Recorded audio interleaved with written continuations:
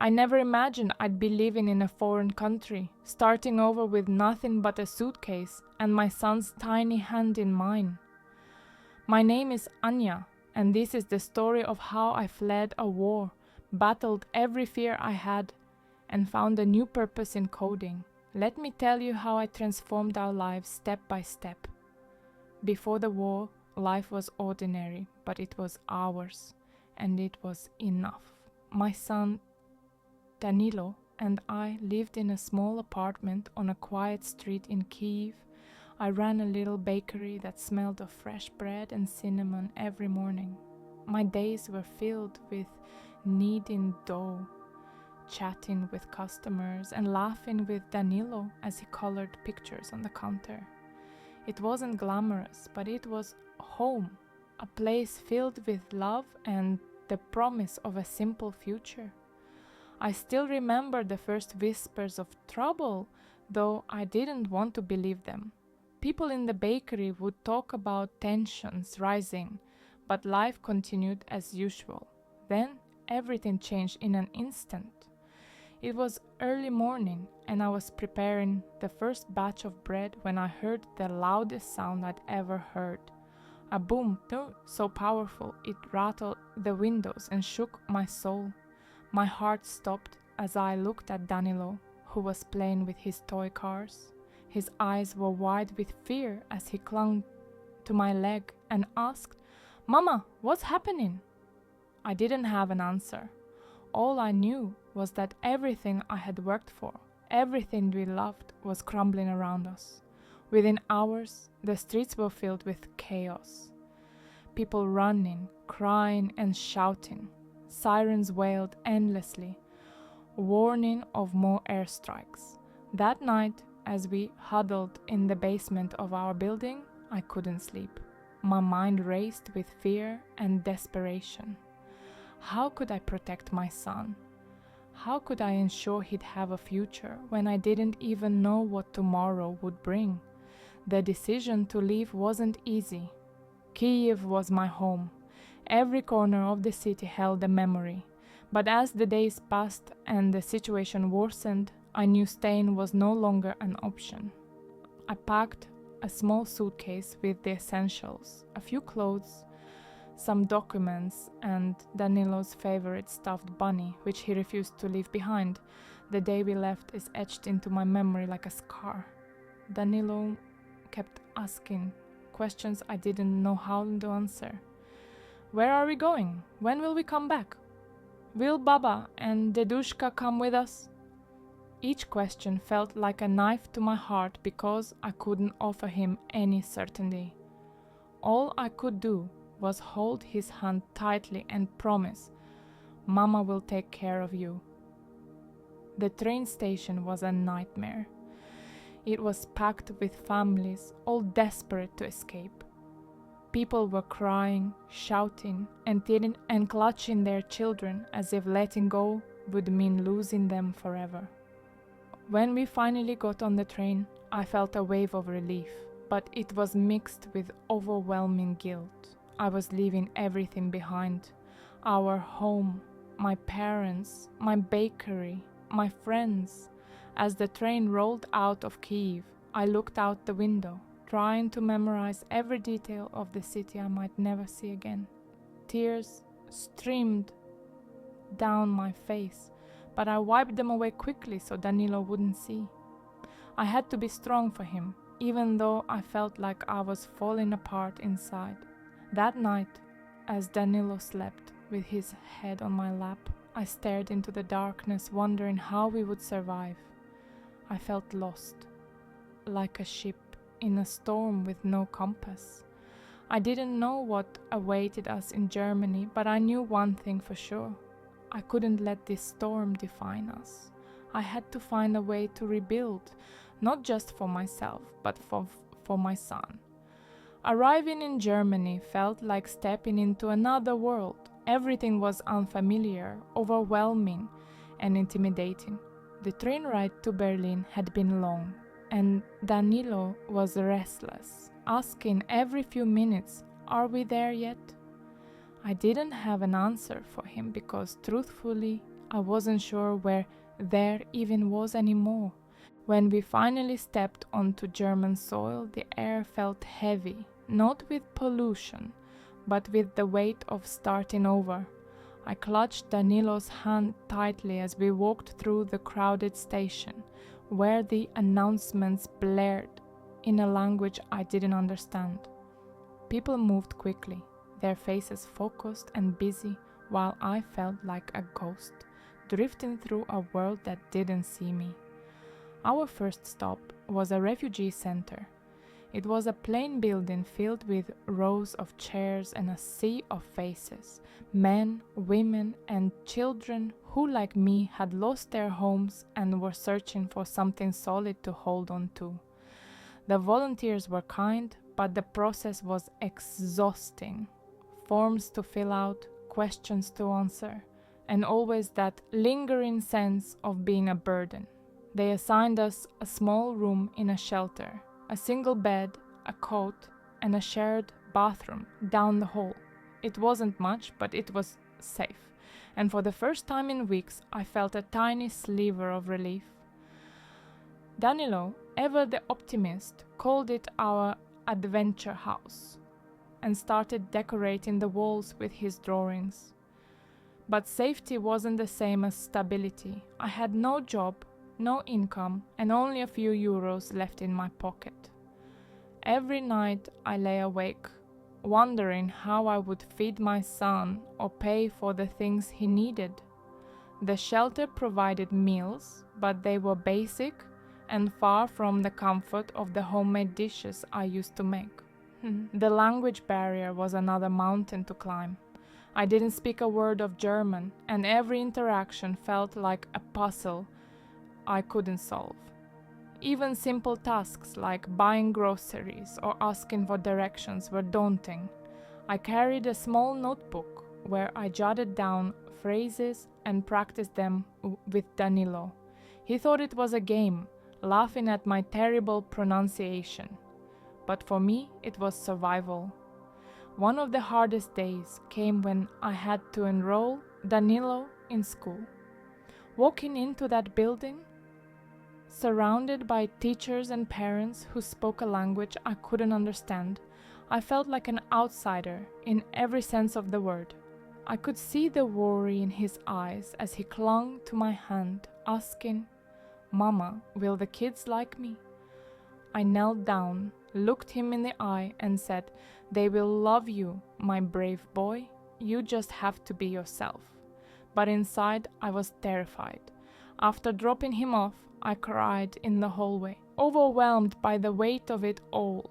I wanted to be strong for him, but every step felt like walking through quicksand. How could I build a life for him when I barely had the strength to stand? Despite the challenges, I refused to give up. Each day, I pushed myself to do one thing that scared me. Whether it was speaking to a stranger, filling out a job application, or navigating public transportation. Slowly, I started to piece together a routine. I found a local library where I could access free Wi-Fi, and I spent hours researching jobs, learning about Germany, and trying to figure out how to rebuild my career. But it wasn't easy. Employers weren't interested in a Ukrainian woman with no German language skills and no local references. Rejections piled up, and with each one I felt a little smaller. But every time I wanted to quit, I thought about Danilo and the promise I made to him. "Mama will take care of you." One evening, as I sat in a shelter's common room, scrolling through job listings, a volunteer approached me. She was a young woman named Clara, with kind eyes and a warm smile. She asked me what I had done in Ukraine, and I hesitated before telling her about my little bakery. Her face lit up as she said, "You have skills. Don't underestimate yourself. Let's see what we can do." That conversation was a turning point.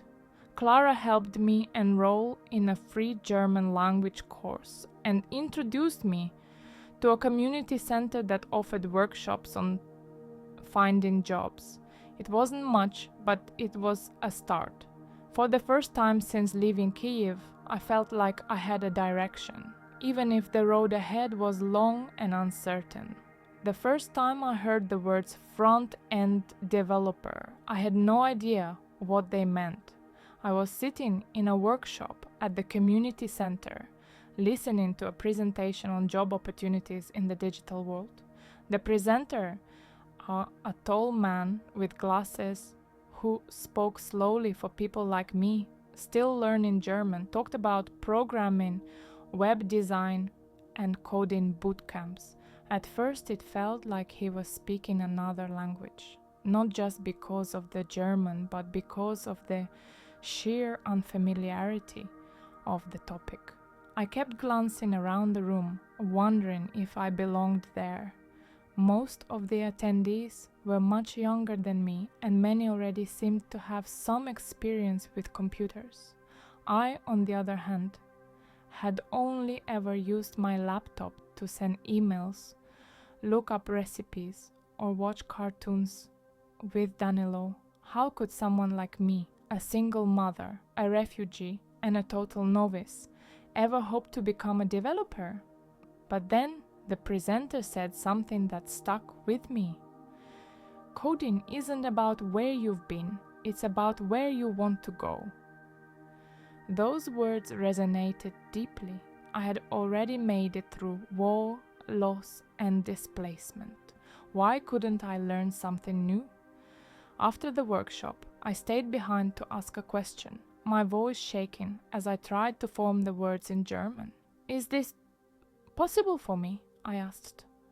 The presenter smiled warmly and said, absolutely. Start small, take one step at a time, and don't give up. That night, after putting Danilo to bed, I opened my old laptop and typed how to learn coding into the search bar. The results were overwhelming. There were so many programming languages, tutorials, and platforms that I didn't know where to begin. I felt like I was standing at the base of a mountain, staring up at a peak I could barely see. But then I remembered the advice. Start small. I decided to focus on HTML and CSS because they seemed less intimidating, like the foundation of everything else. I found a free online course in English with simple explanations and hands-on exercises. The first lesson was basic, how to create a simple web page with a headline and some text. I stared at the code editor, my fingers trembling as I typed out the lines. When I hit the run button and saw the words appear on the screen, I felt a rush of pride. Mama made this, I whispered to myself, smiling for what felt like the first time in weeks. But learning wasn't always smooth. I struggled with understanding concepts, especially when the explanations used technical terms that felt like gibberish. Some nights I wanted to give up, frustrated by the endless errors that popped up on my screen. And then there was Danilo, who often needed my attention while I was trying to concentrate. "Mama, what's that?" he would ask, pointing at the colorful code on my screen. I started explaining it to him in simple terms, saying things like, "This is how we tell the computer what to do." Surprisingly, teaching him made me understand the material better. He even started cheering me on, saying, "You're so smart, Mama." The breakthrough came when I discovered JavaScript. At first it seemed like a completely different world, more complex and dynamic than HTML or CSS, but I realized it could make my web pages interactive, like adding buttons that actually did something when you clicked them. It was challenging, but also thrilling. Every time I solved a problem, I felt like I was solving a little piece of the bigger puzzle of my new life. My language course helped too. As I learned more German, I could understand coding tutorials and even join online forums. where others shared tips and advice. I found a small group of learners like me, mothers, immigrants, and people starting over. We encouraged each other, shared resources, and celebrated small wins together. One evening, Clara visited me at the shelter and saw the progress I'd made. She was amazed at how much I had learned in such a short time. "You're incredible," she said, her voice full of pride. "You've built a foundation for a new career. Have you thought about applying to a boot camp?" A boot camp? The idea terrified me. It sounded so official, so far beyond what I thought I was capable of. But Clara convinced me to apply for a scholarship program for refugees. I spent hours perfecting my application, writing about my journey and my determination to build a better future for Danilo. When I submitted it, I felt a mix of fear and hope. 2 weeks later, I received an email with the subject line, "Congratulations." I read it 3 times before it sank in. I had been accepted into the program. I screamed so loudly that Danilo came running, thinking something was wrong. When I told him the news, he threw his arms around me and said, "I knew you could do it, Mama." The boot camp was intense, but it was exactly what I needed. The instructors were patient, the lessons were hands-on, and the community was supportive. For the first time, I felt like I belonged somewhere, like I was part of a team working toward a common goal. Every day, I pushed myself to learn more, to code better, and to believe in the future I was building. I wasn't just learning to code, I was learning to rewrite my life. I can still remember the exact moment everything clicked. The day when coding went from being an endless maze of frustration to a world of possibilities. It was during the 3rd week of the bootcamp, and we were working on a group project to build a small website. The theme was simple: a local cafe's online menu. At first, I felt out of place among my teammates. They were younger, more confident, and some of them already had some coding experience. I worried they'd see me as a burden, a refugee mom trying to keep up. But when we started dividing the tasks, one of them, a kind girl named Anya, assigned me the responsibility for styling the pages with CSS. I panicked. What if I mess up? I thought. But then Anya smiled and said, "You've got this, just do your best." That evening, after putting Danilo to bed, I sat at my laptop and stared at the code. I could hear my son's soft breathing in the next room, a reminder of why I couldn't afford to give up. Slowly I started working. I experimented with colors, fonts, and layouts, making mistakes along the way, but learning from every one of them. I stayed up until 3 a.m., tweaking and testing until I finally got it right. When I presented my part to the group the next day, they were impressed. "This looks amazing," one of them said, and for the first time in a long while, I felt a spark of confidence. But the real breakthrough came a week later, when we had to present our project to the bootcamp instructors. Each team member had to explain their contribution, and as my turn approached, my hands trembled. I was nervous about speaking in German, nervous about the quality of my work, nervous about being judged. "Just breathe," I told myself. "You've done the work, now show it." When my turn came, I stood up and began explaining how I had used CSS to create a clean and visually appealing design.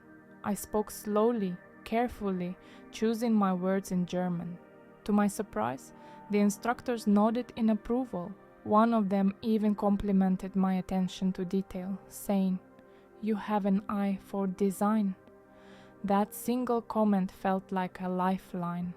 It was the validation I had been craving, proof that I wasn't just surviving, I was thriving. From then on, my confidence grew.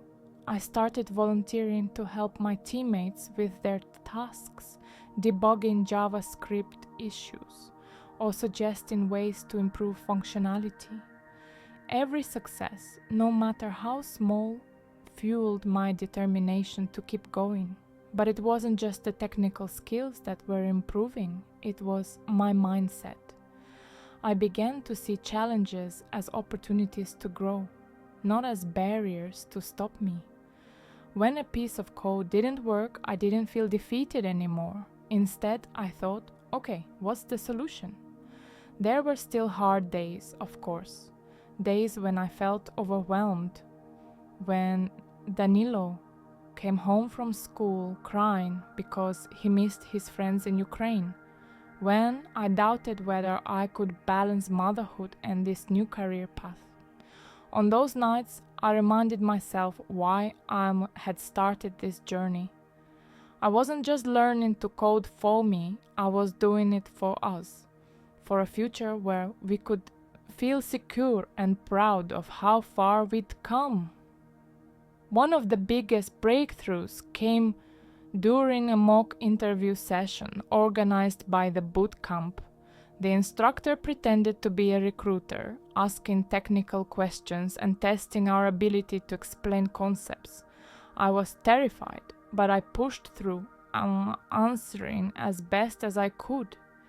Afterward, the instructor said something that stuck with me. You have what it takes. Just keep practicing and you'll be unstoppable.